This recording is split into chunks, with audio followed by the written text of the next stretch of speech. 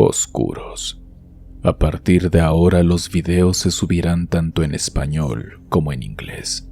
Para cambiar el idioma, basta con ir a las opciones del video y cambiar la pista de audio. Muchas gracias.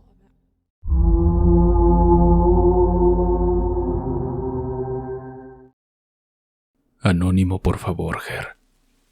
Yo tengo de vecina a una santera, y esta historia no es en sí mía, sino de ella. Yo a esa señora la conozco desde hace años. No tenemos mucha comunicación ni somos amigas, pero la he necesitado para algunos temas.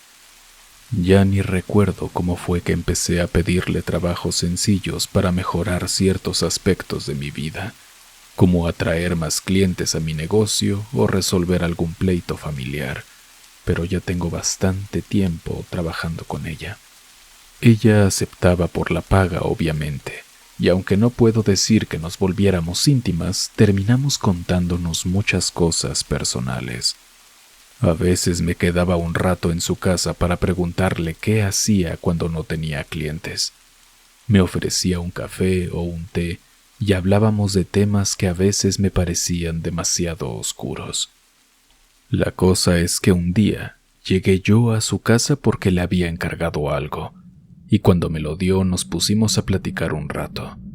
Yo soy ama de casa, y como somos vecinas pues no tenía prisa. Y entre la larga plática que tuvimos, ella empezó a contarme que en realidad no había conseguido todo su poder, por decirlo de alguna forma, de la nada. Según su historia, le había vendido su alma al diablo para que fuera la mejor santera, que todos sus trabajos funcionaran de maravilla, que fuera reconocida por todo el país y tuviera muchísimo dinero. Pero luego mencionó que nunca obtuvo completamente lo que pidió. Y entonces yo pensé, si no le dio lo que pedía, no se llevó su alma, ¿no? Y se lo pregunté así tal cual. Traté de saber si había habido algún truco o si el demonio la había engañado. Ella me contestó que sí se llevó su alma, y que lo supo porque comenzaron a pasarle cosas aterradoras después de ese pacto. No hubo rituales llenos de velas ni nada muy elaborado. Ella dijo que simplemente fue al bosque. Y cuando se sintió cómoda en un lugar que creyó adecuado, colocó una figura del demonio enfrente y le habló como si fuera un amigo, un conocido. Me relató que empezó a sentir poco a poco una presencia abrumadora, algo tan poderoso que ni siquiera podía explicarlo. Según ella, era como estar frente a una fuerza incomprensible, con esa certeza de que ella no podía dominar la situación y estaba bajo su yugo. Dijo que cuando terminó de expresarle su deseo, sintió algo muy brusco, un golpe en el pecho que le quitó el aire. No pudo respirar con normalidad por varios segundos y pensó que se iba a desmayar ahí mismo. Dijo que esa sensación, para ella, simbolizó el momento en que su alma ya no le pertenecía, como si se la hubiera arrancado.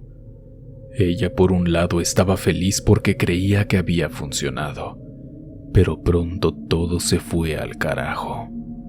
Me contó que desde entonces, el primer cambio que notó es que comenzó a pasar algo bien extraño. Y es que en cuanto pasaba por el frente de una iglesia, el cuerpo se le ponía rígido y experimentaba una incomodidad muy fuerte, casi dolorosa. Empezó a notar que evitaba cualquier lugar religioso y que en esos espacios sentía que no la querían ahí. Poco tiempo después, en su departamento, se escuchaban pasos que según ella parecían de pezuñas. Al principio pensó que estaba imaginando cosas, pero luego los vecinos del piso de abajo fueron a tocarle la puerta en la madrugada, quejándose de un ruido muy extraño. Le dijeron que escuchaban pasos fuertes, como si alguien estuviera arrastrando algo con casco o con un material duro. No sabían qué era, pero estaba perturbando su sueño. Ella, sin tener explicación, se quedaba callada porque no podía decirles que en realidad era algo que ni siquiera ella entendía. Me narró que esa situación se repitió en varias ocasiones, hasta que los vecinos se enfadaron al punto de amenazar con quejarse con el dueño del edificio. Ella nunca les dio una razón concreta, se limitaba a disculparse y a decir que no estaba haciendo nada extraño. Con el paso de los días ocurrió algo que le empezó a dar más miedo. Escuchaba maullidos de gato dentro de su propia casa. Lo más raro era que no tenía ninguna mascota y las ventanas casi siempre estaban cerradas. No encontraba forma de que entrara un gato real. Me aseguró que en algunas noches ese sonido se volvía tan fuerte que pensaba que el animal estaba lastimado o furioso. Revisaba su sala, su cocina y no veía nada. Sin embargo, los maullidos continuaban y eso le ponía la piel helada porque parecían surgir de rincones oscuros. En una ocasión, escuchó al gato en un cuartucho que no usa. El problema es que tenía la puerta cerrada con seguro. Cuando la abrió, el gato dejó de maullar y solo había un espacio vacío ahí. Llegó a ver, según su relato, a un gato negro adentro de su casa, agazapado cerca de la puerta de la entrada. Era de madrugada. Apenas había un poco de luz que entraba por la ventana y lo vio por unos segundos antes de que saliera disparado a la oscuridad. Buscó por todos lados sin encontrar nada. Fue ahí cuando empezó a creer que el diablo se le estaba manifestando de distintas maneras, usando formas de animales para atormentarla. Me comentó algo que me sacudió bastante. Dijo que, como su alma estaba en manos del demonio, ya no tenía la protección que todos recibimos de un poder divino. Explicó que, según ella, el alma es una especie de escudo que Dios nos da y que sin ese escudo uno es mucho más vulnerable a experimentar fenómenos paranormales. Describió que al estar desprotegida, estos entes o energías se hacen presentes con mayor facilidad en su entorno, y añadió que incluso aunque el diablo no cumpliera la parte que le prometió, que fue una gran prosperidad en la santería y otras ventajas, seguía siendo dueña de sus dones, pero los pagaba con manifestaciones horribles. Le pregunté por qué no se arrepentía o intentaba revertir el pacto y me respondió que no era tan sencillo. Según comprendí, no podía simplemente recuperar su alma con un par de rezos o pidiendo perdón. Afirmaba que la única forma de salir de eso implicaba un proceso tan complicado y doloroso que pocas personas estarían dispuestas a pasar por él. Además, dijo que tampoco tenía certeza de que funcionara. Comentó que hay quienes piden ayuda a otros santeros o a sacerdotes incluso, pero que en su caso no veía un camino claro. Tampoco me especificó qué podría pasarle si seguía así, pero me dio a entender que cada día enfrentaba situaciones más complicadas. El último detalle que me contó fue que no lograba entender por qué el diablo se manifestaba en animales. Llegó a pensar que era una burla porque ella siempre había sido alguien que ayudaba a organizaciones de rescate de perros y gatos. Y eso es todo lo que sé, Ger. Gracias por compartirnos todo esto. Me ayuda a despejarme cuando le estoy pasando mal.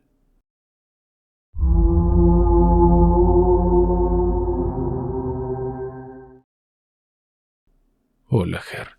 Me gustan mucho las historias que subes. Por favor, no pares. Es lo único que me entretiene en mi trabajo. Creo que esta historia empieza cuando mi papá falleció y mi madre se quedó sola. En ese momento yo ya vivía sola desde hacía bastante tiempo, entonces no estuve tan presente para apoyarla. Mi madre siempre había tenido ciertos miedos relacionados con lo sobrenatural, o al menos eso me decía mi familia cuando yo era pequeña. Me contaban que desde niña mi madre sentía que podía ver cosas extrañas en los rincones de su casa o en los lugares donde pasaba mucho tiempo sola. Yo nunca le di mucha importancia hasta que crecí y fui testigo de lo que ella vivía. Es complicado explicar todo, porque no sé qué creer y qué no, pero de algo estoy segura. No voy a olvidar lo que vi. Mi madre entró en un estado de tristeza muy grande después de perder a mi padre. Mi mamá se encerró mucho en sí misma y cada vez que yo la visitaba notaba que su casa se sentía pesada. Trataba de pasar tiempo con ella, de llevarle comida o simplemente hacerle compañía para que no se sintiera sola. En esas visitas descubrí que su mayor temor no era la vejez en sí, sino la soledad y las cosas que, según ella, podían aparecer cuando no había nadie más cerca.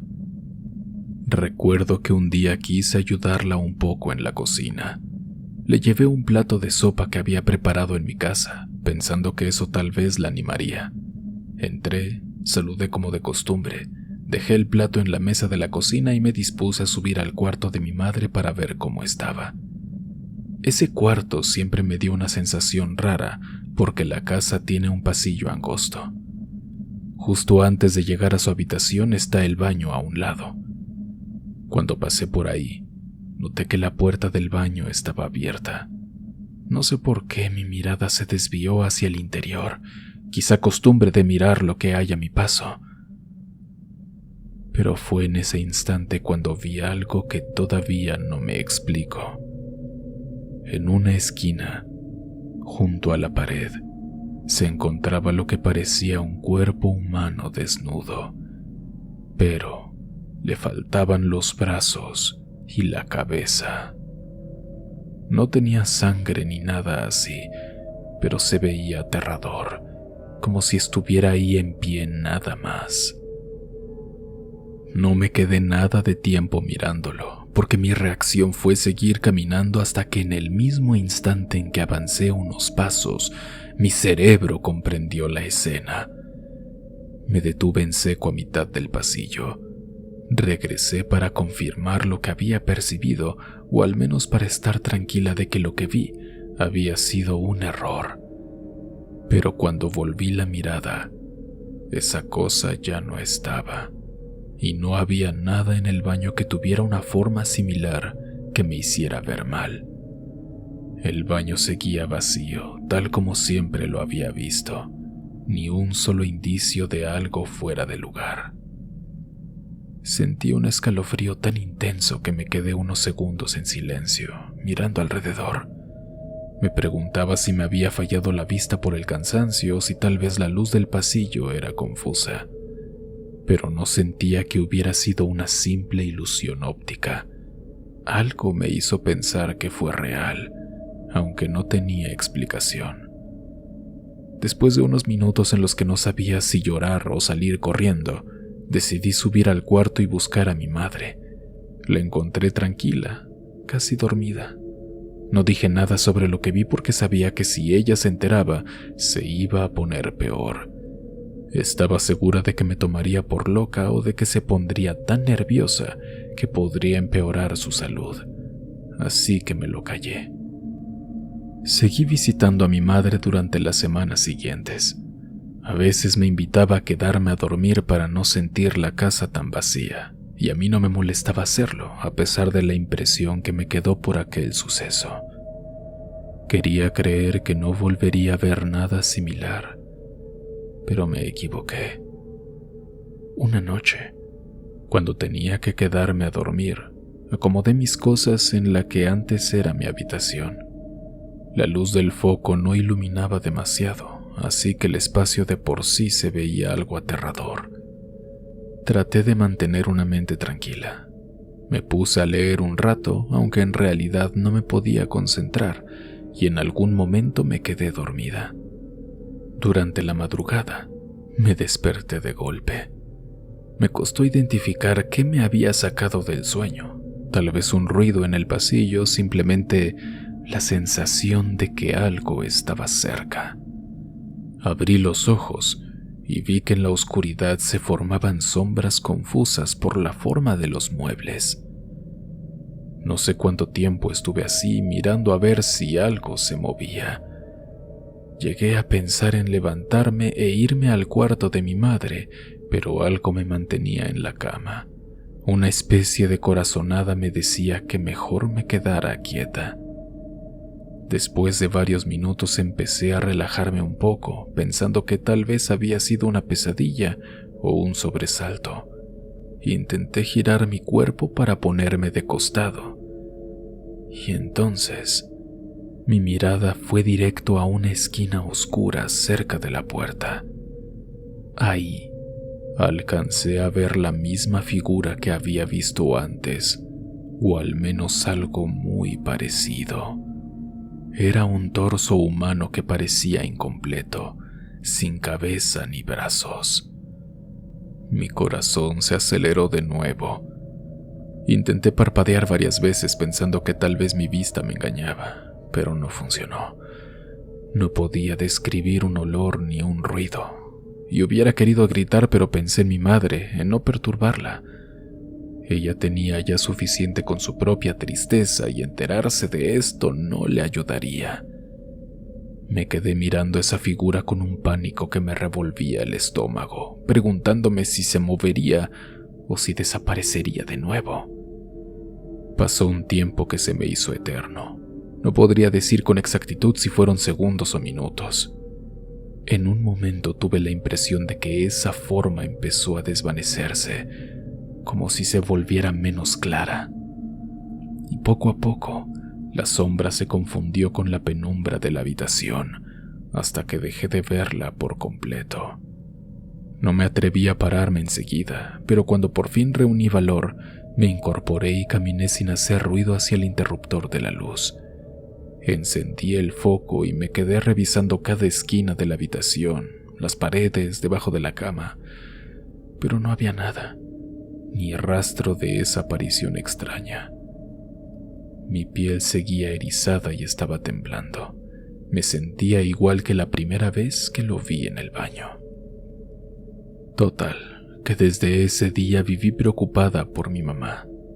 Todos los días rezaba para que no se le apareciera como a mí, y creo que no ha pasado. Yo me daría cuenta de eso. Esa es toda la historia, Ger. Te mando un saludo, Oscuro Mayor. Si este video te está gustando, por favor, compártelo y déjame tu like. Y ya sabes que de pago te daré un besito en la frente. Muchas gracias.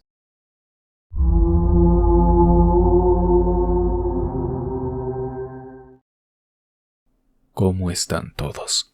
Prefiero no decir mi nombre. Es algo raro de compartir, pero espero les guste mi anécdota. Todo comenzó hace 2 Navidades, cuando estuve en una reunión familiar con mi papá y mis 2 tíos. Era de noche y el ambiente estaba un poco tenso porque se tocaron varios temas familiares que normalmente se evitan. De pronto nos quedamos solos mis tíos y mi papá, y empezaron a contar historias del pasado. Y fue ahí cuando sacaron a relucir algo que nunca imaginé. Mi abuelo paterno había sido un asesino.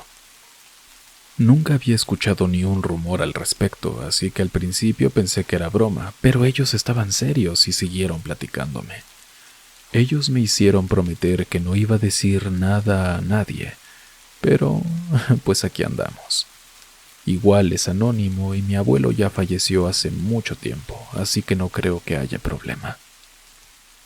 Me explicaron que toda su infancia fue muy dura, sobre todo porque jamás tuvieron una figura materna presente. Les contaron que la mamá había huido con otro hombre, según las palabras del propio abuelo, y por esa razón ellos 3 crecieron solos, dependiendo del carácter frío y violento de él. Desde pequeños acostumbraron a ver a su padre llegar tarde o desaparecer por algunos días, sin dar explicaciones de qué hacía o a dónde se metía. Además, no tenían mucha libertad para preguntarle nada. Si uno se atrevía, recibía golpes o gritos. Los 3 aprendieron a soportar y a callar, porque de otro modo la situación se pondría peor. Con el paso del tiempo, cada uno se fue dando cuenta de que había cosas en el comportamiento de su papá que no cuadraban. Por ejemplo, a veces aparecía con la ropa sucia o manchada de algo que parecía sangre, pero él lo minimizaba con gritos o con un mal gesto para que se callaran. Una de las primeras veces que notaron algo verdaderamente inquietante fue cuando mi abuelo llegó a la casa con la camisa salpicada de manchas rojas. El mayor de mis tíos, en ese entonces casi un adolescente, se acercó para preguntarle qué le había pasado, y mi abuelo se limitó a alejarlo con un empujón y a lanzar una amenaza para que no se metiera en sus asuntos. A la mañana siguiente se supo que en el pueblo habían encontrado el cadáver de un hombre con un aspecto muy raro, porque le faltaban los ojos. Nadie sabía quién lo había hecho. Mi tío comenzó a sospechar de inmediato, pero no tenía forma de comprobarlo. Aunque lo inquietaba la idea de que su papá estuviera implicado, no se atrevió a decir nada. Convivir con él era tan complicado que prefería seguir la rutina y evitar cualquier conflicto directo. Unos meses después ocurrió otra desaparición en el mismo pueblo. En ese lugar, las noticias volaban. Todo el mundo se conocía y se enteraba rápido de lo que pasaba. Encontraron al desaparecido después de varios días de búsqueda. Lo habían dejado en un camino solitario, sin vida y con sus ojos arrancados. El pánico recorrió a los habitantes del pueblo, pero nadie tenía pistas claras. Mi tío volvió a tener esa sospecha en la cabeza porque coincidía con otra de las épocas en las que mi abuelo andaba muy irritable y tardaba mucho en llegar a casa. A cada rato se encerraba en su cuarto y no permitía que nadie entrara.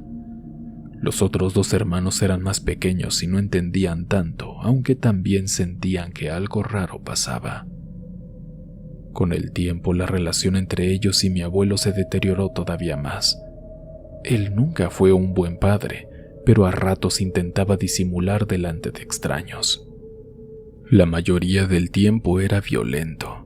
No mostraba cariño y estaba de malas casi siempre. Los tres hijos se acostumbraron a vivir con un hombre impredecible que podía explotar en cualquier momento, y aunque el mayor siguiera teniendo esa terrible duda sobre los crímenes, no se atrevía a enfrentarlo.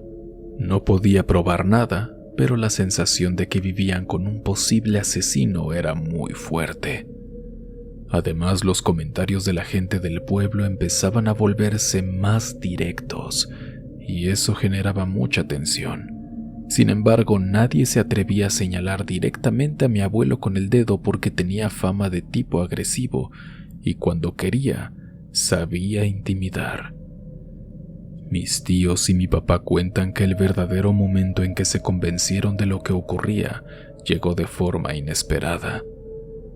Una tarde regresaban los cuatro del campo, donde había trabajado cosechando y haciendo labores pesadas.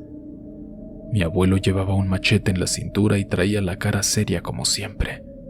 En el camino, se encontraron con un hombre borracho que empezó a lanzar insultos sin mucha razón, tropezando en la vereda.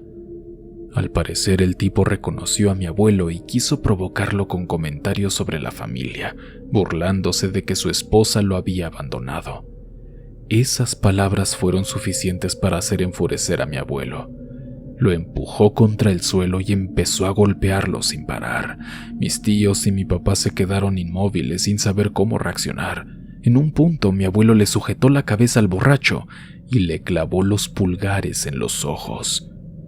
Los gritos de dolor del borracho se escuchaban por todo el camino y le suplicaba que parara, pero el abuelo no hizo caso. Cuando vieron eso, comprendieron todo lo que habían estado sospechando. Mi abuelo era la misma persona que había estado detrás de aquellos crímenes. Después de eso me contaron que cambiaron su comportamiento para no provocarlo. Entendieron que mi abuelo era capaz de todo y la muerte del borracho en plena vereda fue la gota que derramó el vaso. Preferían seguir su vida de la manera más normal que pudieran, aunque la tensión no los dejaba. Con el paso de los años cada hijo se fue alejando en cuanto pudo, ya fuera al casarse o al buscar trabajo en otro lado. Mi papá salió del pueblo y formó su familia conmigo y mi mamá, pero la historia del abuelo quedó como un secreto que solo los 3 hermanos compartían. Entre ellos nunca se lo contaron a nadie más, y cuando mi abuelo murió, tampoco nadie lamentó su pérdida. Nadie en mi familia materna tiene idea de esta historia, y mis amigos ni se la imaginan. A estas alturas no le veo mucho problema que la gente se entere de esto. Digo, no es como que vaya a cambiar nada después de tantas décadas. Pero bueno, gracias por leerme.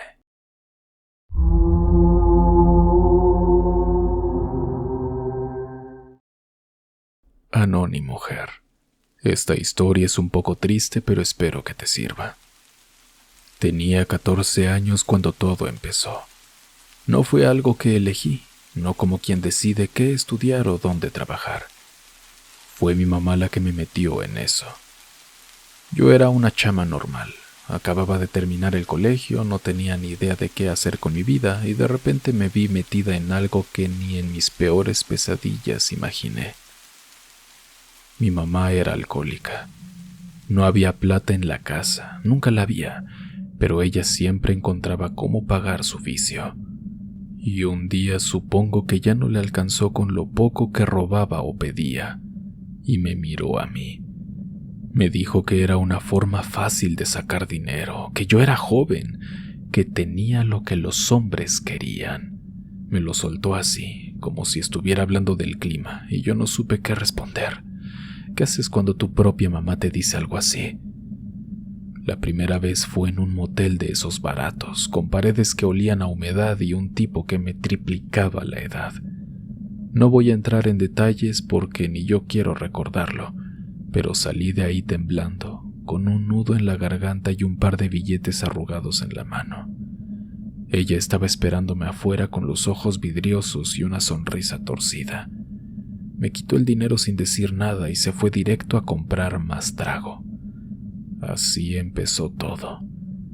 De repente ya no era solo una vez, sino 2, 3, y luego perdí la cuenta. Era un desfile de caras, cuerpos, olores, todos distintos pero al mismo tiempo iguales. Hombres de todo tipo, jóvenes, viejos, casados, solteros, algunos con plata y otros que apenas juntaban lo suficiente. Hasta tuve un sugar por un tiempo. Un tipo de unos 50 que me pagaba más de lo normal y me compraba cosas. Nadie de mis amigos supo nunca nada. Siempre fui buena para poner cara de que todo estaba bien, de inventarme excusas sobre dónde sacaba la plata para mis cosas. Porque sí, con eso pude salir adelante. Cuando me fui de la casa a los 20 ya tenía lo básico. Un colchón decente, un ventilador, ropa que no fuera de segunda mano. Aguanté mucho, demasiado. Los comentarios morbosos, las manos que se pasaban de la raya, las veces que me sentí como un pedazo de carne en un mercado. Pero gracias a eso tuve mi espacio, mis cosas, una vida que al menos parecía mía. Aunque claro, nunca fue mía del todo, supongo. Siempre estaba esa sombra detrás, la de mi mamá, la de lo que me obligó a hacer. Ella no paraba de beber. Cada vez estaba peor, más flaca, más perdida. La casa era un desastre, había botellas por todos lados y yo no vivía ahí, pero a veces pasaba a dejarle comida o algo de plata, no sé por qué. Tal vez porque seguía sintiendo que le debía algo, aunque suene estúpido. Pero también cada vez que la veía me hervía la sangre. No podía mirarla sin pensar en cómo me empujó a esto, en cómo me vendía como si fuera un objeto suyo. Y empecé a odiarla, pero a odiarla de verdad. No era solo enojo, era algo más oscuro, algo que me comía por dentro. Le pedí a Dios 1000 veces que se la llevara.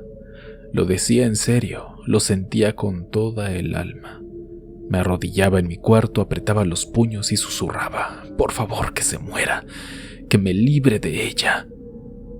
Era hipócrita, lo sé, porque yo seguía en eso. Seguí sacando plata de lo mismo que ella me metió, y aún así la juzgaba. pero no podía evitarlo. La veía y solo pensaba en cuánto la quería borrar de mi vida. Y un día pasó. Era un martes, creo, porque justo había ido al mercado esa mañana. Me llamó una vecina, una chismosa. «Tu mamá está en el hospital», me dijo. La habían atropellado. Estaba cruzando la calle, borracha como siempre, y un carro no alcanzó a frenar. Murió ahí mismo, en el pavimento, con el olor a licor todavía pegado a ella. Cuando me lo contaron no supe qué sentir. Me quedé quieta, mirando la pared, con el teléfono todavía en la mano. Por un lado me sentí mal, culpable. Pensaba que era mi culpa, que yo lo había pedido tanto a Dios que me escuchó. Me imaginé que cada vez que lo deseé fue como clavarle un cuchillo invisible, como poner un clavo en el ataúd, y ahora estaba muerta por mi culpa. Pero por otro lado, y esto es lo que más me da miedo admitir, es que sentí un alivio raro, casi un gusto. Era como si me hubiera quitado un peso que llevaba años cargando. No lloré en el entierro, me quedé parada viendo cómo la tierra la cubría, y no sentí nada. Después de eso mi vida cambió, pero no de golpe. Seguí trabajando como escort por un tiempo, porque ya no sabía hacer otra cosa. Pero poco a poco fui saliendo. Conocí a un tipo, uno normal, no de esos que pagaban por mí. Era mecánico, tranquilo y guapo. Nos fuimos conociendo y un día me di cuenta de que ya no quería esa vida vieja. Dejé todo. Me puse a trabajar en una tienda y con el tiempo nos casamos. Ahora tengo 45 años, un hijo de 7 y un esposo que me quiere. Pero ellos no saben nada de lo que hice, de esos años que todavía me dan pesadillas. A veces me miro al espejo y me pregunto si se me nota, si llevo esa historia escrita en el cuerpo. Lo que nunca he podido sacarme de la cabeza es algo que pasó antes de que mi mamá muriera. Fue una noche, unos días antes del accidente. Creo que me marcó más que cualquier cliente o cualquier cosa que viví en esos años. Estaba sola en mi cuarto, ya era tarde, y de repente sentí un frío raro. La luz del bombillo parpadeó un par de veces y juro que escuché un ruido, como si alguien arrastrara algo pesado en el pasillo. Me levanté y abrí la puerta. No había nada, solo oscuridad. Pero cuando volví a la cama, vi algo que todavía me hace temblar cuando lo pienso. En la pared, justo frente a mí, había una sombra. No era la mía, obviamente, porque yo estaba quieta y esa sombra se movía lento, como si caminara de un lado a otro. No había nadie más en la casa, por supuesto, lo revisé todo después, pero esa sombra estaba ahí, clara como el día. Me quedé helada, mirando, y entonces empezó a crecer, a estirarse hasta que ocupó casi toda la pared. Sentí que me faltaba el aire, que algo me apretaba el pecho, y justo cuando pensé que iba a gritar, desapareció. La luz volvió a estabilizarse, el frío se fue y todo quedó en silencio. Esa noche no dormí. Me quedé sentada en la cama con la lámpara prendida esperando que amaneciera. No sé qué fue eso, pero en mi cabeza siempre lo he conectado con mi mamá, como si ella hubiera sabido lo que yo pedía, lo que deseaba con tanta fuerza, y esa sombra fuera su manera de decirme algo. No sé si fue mi culpa lo que pasó después, si de verdad mis palabras tuvieron ese poder. Saludos desde Venezuela, Ger. Oscuros, muchas gracias por llegar al final de este video. Si les gustó, les pido que lo compartan, eso me ayuda mucho. Si tú tienes una experiencia aterradora, no olvides que puedes enviarla a experienciasdehorror gmail.com. Yo soy Ger. Experimenta conmigo el terror en la oscuridad.